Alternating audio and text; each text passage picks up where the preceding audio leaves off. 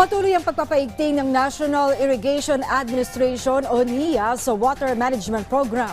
Samantala, PNP itinaas na ang heightened alert status ngayong holiday season. Yan at iba pa sa Express Balita ni Yeda Rodil. Patuloy ang National Irrigation Administration o NIA sa Water Management Program kasamang iba't ibang ahensya alinsunod sa plano ni Pangulong Marcos Jr. Sa tulong ng DPWH, layunin nitong mapakinabangan ng naipong tubig ulan at maiwasan ng baha. Kasama ang Department of Agriculture, ililipat din ang cropping calendar upang iwas bagyo at matiyak ang supply ng tubig at seguridad sa pagkain. Simula December 15, itataas na ng PNP ang heightened alert status sa buong bansa.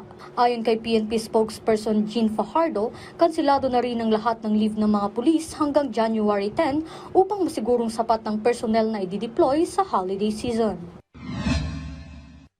Daan-daang senior citizen ang nagtipon sa Amoranto Oval Stadium kaninang umaga bilang suporta sa panawagan ni Lolo at Lola na inihain ni Senior Citizen Party List Representative Congressman Ompong Ordanes. Hinihiling nila sa mga senador na bigyan agarang aksyon ng Universal Health, Universal Pension Act at Early Voting Act. Pinasalamatan niya ang mga sumuporta para mapabilis ang pagpasa ng mga panukalang batas na ito.